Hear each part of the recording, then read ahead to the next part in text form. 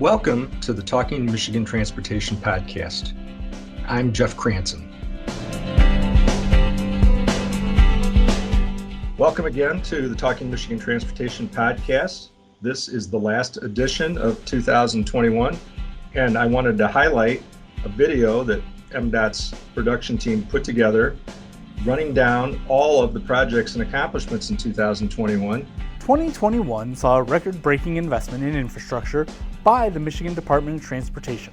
The Rebuilding Michigan Bond Plan injected an additional $1 billion in funding during the construction season, keeping MDOT and our partners busy. From Detroit to the southwest corner of the state, all the way up to Lake Superior, Michigan's most traveled highways and some important tourist routes received extra attention. It's really pretty amazing when you think about the incredible work that MDOT is doing in the midst of the pandemic, utilizing the bonding proceeds from the work that we did last year. And this is the work that we're getting done. This increases quality of life, it increases return on our investment, and this is why addressing infrastructure right now in this way is so important. We'll talk more about that with the director of the department, Paul Ajiba, who is here to talk about some of the successes and one of the things he's looking forward to in 2022. So, Director, thanks for taking time to do this. Thank you, Jeff. Good morning, and thanks for having me. So, broadly, before we get into any specifics, how would you kind of sum up 2021 for the department and overcoming challenges and what you're proudest of? Oh, I think this was a historic year for the department and the state as a whole. As you know, gave us $3.5 billion in January 2020 and asked us to get out there and fix our roads and bridges. And I think in that, true to our culture, we met that challenge, and we're continuing to meet the challenge because the money is still coming in and the projects are getting out there. And the beauty of this is that the public is beginning to feel the effect of all the work that's been put out there. And that, to me, is a testament to all the hard work the folks at MDOT put in to make this a success. And the idea behind the governor's Rebuilding Michigan program, the $3.5 billion in bonds that fund a number of projects and also make possible to move forward some other projects on other roads, was to put the money where people actually drive. And so we saw some major work on some of the most busily traveled roads in the state. M59 in Cook County, major commercial corridor and commuter corridor. Ongoing work on I-275 in Wayne County, of course, something that's close to home for you because when you were region engineer in Jackson, you were thinking even then about how to improve that I-94 corridor and the interchange with 127. What do you think all of those mean going forward to the travelers? Well, first, I would say for us as MDOT engineers, we've always been really worried about the fixes we've been doing on our freeways, on our roadways, quite frankly, because we didn't have the resources. So we're doing a lot of bandage work. The I-275 project you mentioned is a classic example. That was just going to be a 3-hour fix, meaning, you just kind of take a few layers off, fix do some detail 7 and 8, which means fixing some of the underlying issue, and then put it back. And that would only buy you about 10 years of repair. But when the governor's money came in, we used and took advantage of that and put a break on that project and reimagined that project. So that project went from a $50 million job to a $275 million job. So in that regard, I think this is money well spent because we don't have to be in that corridor for another 30 years.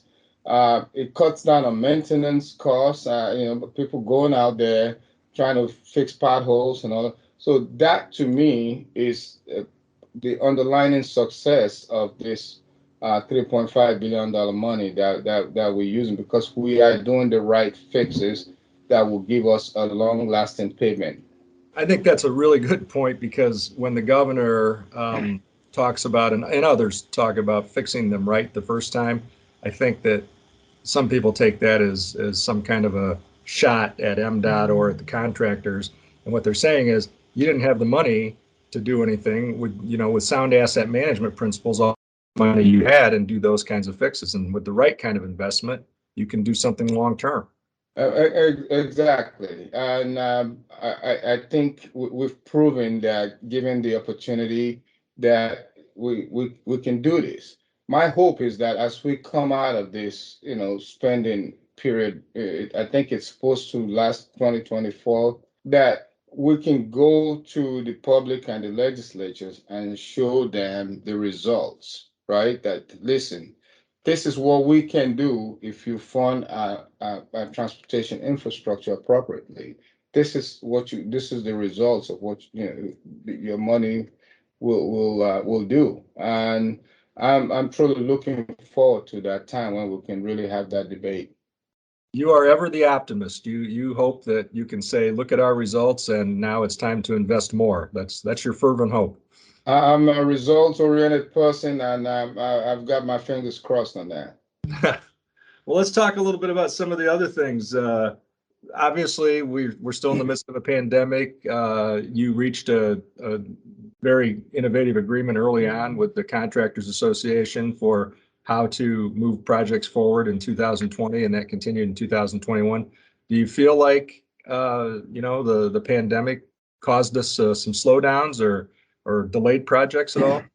Well, I think again, when at the beginning of our conversation, I said it was a historic year, and I truly mean that in the sense that it wasn't just MDOT; it was MDOT, the contractors, the union, everybody came together at the beginning of the pandemic and said, "Okay, well, the initial thought was let's stop all work, and then we'll see how things goes." But I think we were able to reach an agreement that says, okay, contractor, we're not going to shut you down because there were, strong opinions on both sides. There's some that wanted to shut down, some that didn't. And I thought this was a great compromise that, okay, we're not going to shut you down. However, if you choose to shut down because of safety reasons, we will not penalize you. And I think that to me was probably the untold story of this whole pandemic as far as how MDOT was able to move forward last year and obviously this year. It helped us continue the momentum that the governor put out there with the money and say, go out there and get some work done. Obviously, when she gave us the money, we didn't know the pandemic was going to happen. She gave us the money in January, pandemic happened in March. But I think we've been able to navigate this thing in a proper way that we didn't put lives at risk, and we still got the job done. I'm glad you mentioned the labor unions too, because the operating engineers have been working really hard. They hosted the president back in the late summer at their training facility in Howell to make the point that one of the things we're doing are these apprenticeships and this ongoing training to develop the workforce. That's a challenge for everybody right now. What do you think about that going forward with more investment planned in 2022? Well, I mean, I think they are a critical partnership in this endeavor, right? As you beginning to spend state money and federal more money coming from federal. There's a lot of emphasis and focus on fixing our roads and bridges and all our infrastructures for that matter. You're going to need labor to be part of the conversation because you can't get all this work done without labor being at the table. So I think again, the partnership between MDOT, MIDA, and the labor union, it's been a great partnership, and I hope we continue along that path for the good of the state. So talk a little bit about, work zone safety. We've had with the ramped up work and with what we know are more people speeding. We talked on the podcast last week with some Michigan State University experts about the trends across the country and the state. People started driving a lot faster during the pandemic, and they continued doing that. And that's at a time when we're trying to do more road work and we're putting more road workers out there. And we've had some horrific crashes. And I know you take that very personally. And I know that the people in construction and work zone safety at MDOT do. What do you think about that going forward? Again, it all starts with good partnership, right? The partnership that we have with MIDA right now, where we came together and formed a safety task force, headed on the MDOT side by Tony Crowderfield and on the MIDA side by Mike Malloy. I think that that's a good way to try to tackle this issue because it's not just an MDOT issue. It's mostly, quite frankly, the MIDA members are just as concerned as we are because it's their workers out there. If you can't keep them safe out there, we're going to be losing more people in the industry, right? So that partnership, I think, is really moving things forward, looking at innovative ways to keep drivers engaged in construction zones so that it's a safe zone. A lot of initiatives across the country that they're looking at that they're trying to bring to Michigan. And I think also with Michigan State Police being a partner in this, I'm very optimistic that we can get to a place where we can present this to our legislators with the hope that we start chipping away at some of the reckless driving in our work zone and distracted driving and all that, that's causing a lot of these crashes. So yeah, I think that what we're doing is the right way to go. We've got lawmakers working on initiatives, bills that would require more signage, maybe flashing signs as you enter work zones, where that's appropriate, where that can work. There's talk about automated enforcement in work zones, a lot of things that we're looking at. So yeah, I think we're all hopeful that we can see some innovations that can maybe cut down on some of those work zone crashes. Stick around, there's more to come right after this short message. Know before you go. Head on over to MyDrive to check out the latest on road construction and possible delays along your route. For a detailed map, head over to michigan.gov/drive. A couple other things from the past year that count as accomplishments. You were with the governor to make a major announcement at the Mackinac Policy Conference about EV charging and MDOT maybe looking at some innovative things like conductive charging. Can you talk a little bit about that? Oh, absolutely. Again, this is part of some of the innovative things that the governor's driving MDOT and Eagle and Office of Future Mobility and Electrification to look at creative ways to stay on the forefront of a lot of these technologies. We in Michigan, we have the luxury of having all the major OEMs here in the state. So we have to be in lockstep with them as best we can to make sure that as they put these vehicles out there, we have the infrastructure to support that vehicle. So the charging, when we put out an RFP, and we had some good responses. I believe we've picked a team, but obviously has not been announced yet.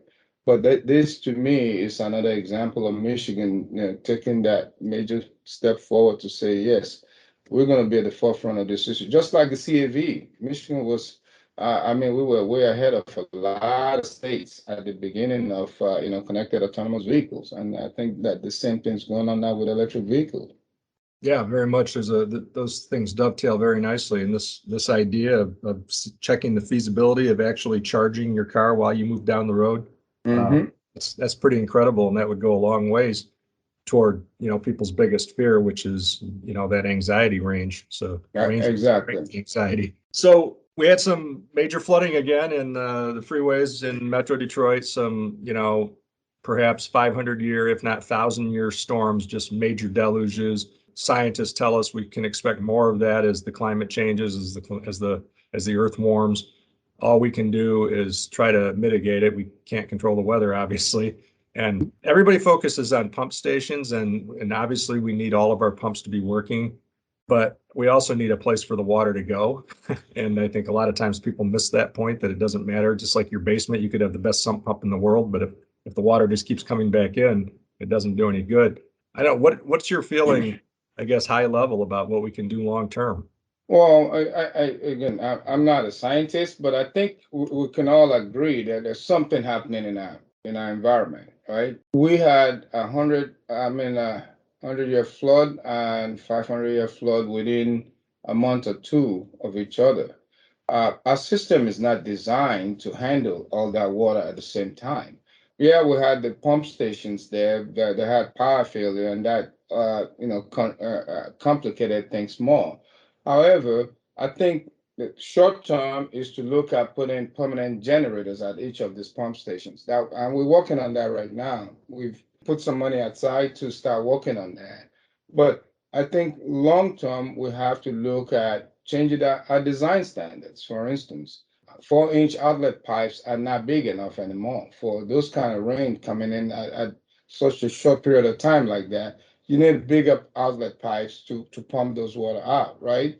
We need to look at different ways of redesigning our drainage system where, like what we're doing on I-75 in segment 3, we're putting a big tunnel under the freeway. I'm not saying putting tunnel under all our freeways is the best way to go, but long term, those are billions and billions of dollars. But in the short term, what can we do to make sure that we at least addressing some of the most basic issue of flooding? And I think the generators at these pump stations and perhaps looking at changing our outlet pipes will be the most basic thing we can do right away.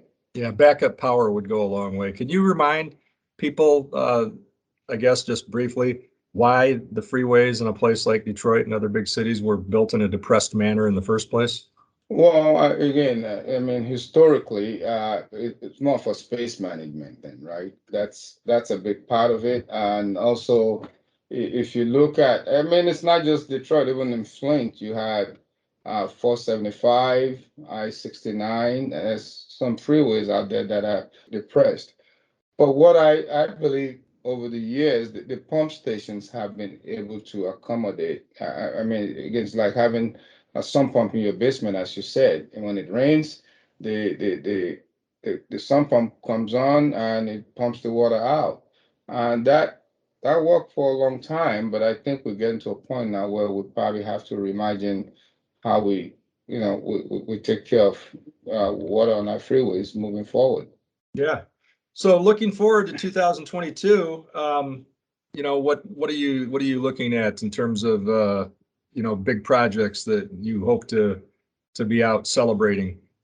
Well, I think all the projects that are going on in I-94 corridor in Jackson is, to me, it's just, I can't thank the Jackson region folks enough for all the hard work that's going on out there. I mean, you drive through there now, it's like night and day from 5 years ago, from 3 years ago, right? Yeah. Because all that work is going on in that corridor. I'm hoping by the end of next year we can celebrate that such a huge accomplishment. And we have projects all over the state that are like that. That's been in need of repair for a long time. And again, with the Rebuilding Michigan money that the governor gave us, we were able to do big projects like that. And I hope we can, as we put out more projects, celebrate the successes as well. Yeah. Another section of 196 west of Grand Rapids is going to be wrapped up, and 496 through downtown Lansing, and I-60 stretches of I-69 almost all the way from the Indiana border to Flint are being. Exactly. Yeah. I-69 corridor around that Porterville Charlotte area. Yes, you're absolutely right. If you remember 3 years ago, that you could barely drive that without losing the tires. So being able to finish a project like that next year, I think is something that will worth celebrating. Yeah. Well, thanks, Director. I appreciate you helping us to put a spotlight on our video, which I think is really good. We hear from a number of local officials and some business leaders across the state who are appreciative of the work, and this helps highlight that. So thank you again for taking time to talk with us. Thank you, Jeff, and thank you to you and your team for all you do. Thank you. All right. Thank you. Have a good holiday. All right. You too. Thank you again for listening to this week's edition of the Talking Michigan Transportation Podcast. I would like to thank Randy Dubler and Corey Peaty for engineering this week's podcast. To subscribe to show notes and more, go to Apple Podcasts and search for Talking Michigan Transportation.